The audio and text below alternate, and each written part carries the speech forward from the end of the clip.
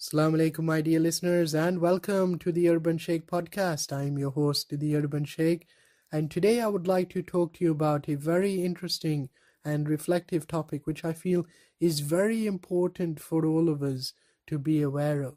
Now, my dear listeners, if you do enjoy this podcast, then please do give it a like, subscribe, and share it with your family and friends.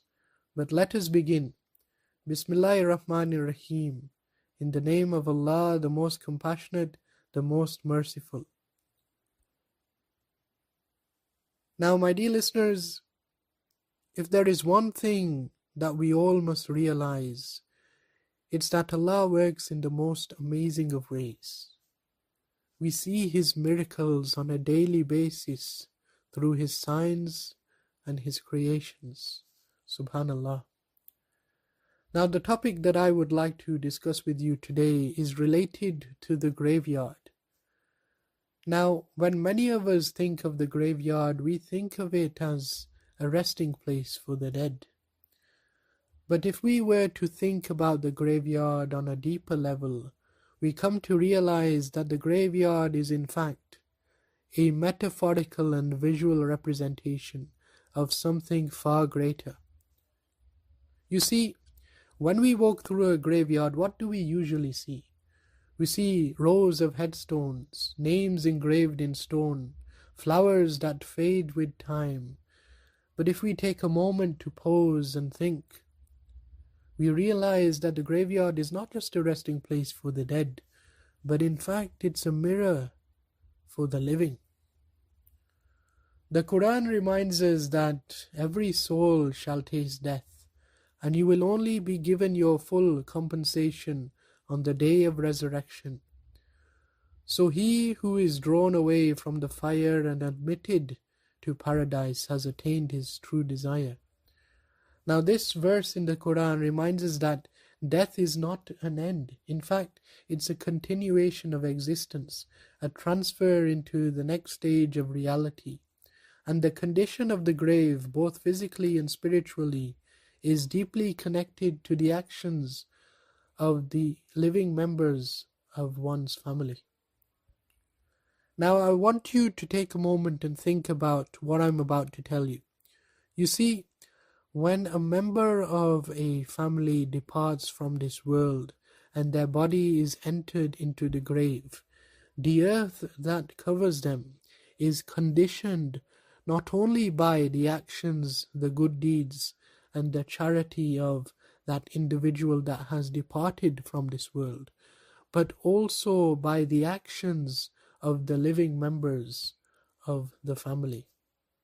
You see, when we see a grave that is well kept, clean, with fresh flowers and soft soil, it reflects not just the respect of the family, but also the barakah, the good blessings surrounding their lives, their prayers, their charity, their remembrance of God.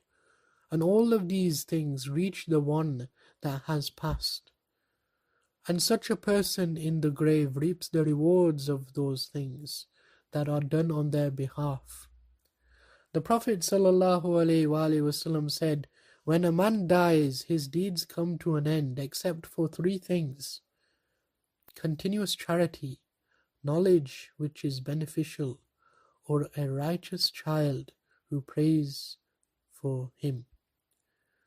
And this saying from our beloved Prophet ﷺ shows us that the link between the living and the dead is not severed. You see, our actions in the living world can help bring light and ease to those that are in the grave. It brings comfort to their bodies. And it also brings blessings to their souls that are in the barzakh. Now, when we go to a graveyard and we see graves that are neglected, overgrown with weeds, hardened with no life in its soil, it can reflect another reality. Sometimes it's a sign that the family that is living is struggling, they are burdened with sin, or they are distant from the remembrance of God. And that struggle can also mirror the mirror the condition of the one in the grave as well. You see, Imam Ali AS said that the grave is either a garden from the gardens of paradise or a pit from the pits of hell. And this statement reminds us that what we leave behind in this world, the world of the living, our family, our legacy, our good deeds, all of these things continue to shape the state of our resting place for our bodies. Imam Jafar Sadiq al-Islam said, the deceased benefits from the charity, prayers and applications made for him. So whenever you go to the graveyard, make sure that you recite Qur'an and you make dua for those who have passed on into the next world. Imam Zainul Abidin al-Islam, who is known for his constant duas, would weep in graveyards and remind the people, and they would say, the grave is the first stage of the hereafter. Whoever is saved from it, what follows will be easier for him. But whoever is not saved from it, whatever follows will be much harder. Now, I want to tell you a little story about a man. Now, this man used to regularly go to the graveyard and he would clean and maintain the grave of his father. Every week he would remove the weeds, he would place fresh flowers, he would apply fragrance and would recite Qur'an and make du'as by his grave. Now one night he saw his father come to him in his dream, radiant and smiling. And his father said to him, "O my son, every time you clean my grave and recite Qur'an, Allah fills my resting place with light and removes my burdens." Subhanallah. What a beautiful short story, and with a lot of lessons as well.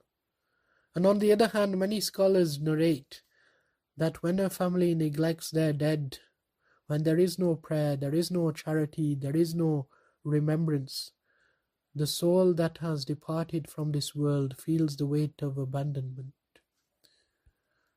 So my dear listeners, the graveyard is not just a place of death. It's not just a resting place for the dead. It is a place of truth, a place of reflection. The next time you go to a graveyard and you take a look at all the individual graves, take a moment and think and observe. The conditions of those individual graves represent and mirror an individual story of the existence and the conditions of the living members of the family of that departed soul. Every grave mirrors the state of the family that has been left behind in this world. And so we must all ask ourselves, what kind of legacy do we want to leave behind? Will our graves be tended to with prayers, du'as and barakah? Or will they be left in darkness, reflecting neglect and loss? May Allah give us all the strength to remember the dead and to make du'as for them, and may Allah give us all the strength to leave a good legacy behind, and may all of us be remembered in the hearts of others and in the du'as of all. وَمَا عَلَيْنَا إِلَّا الْبَلَاغُ الْمُبِينُ.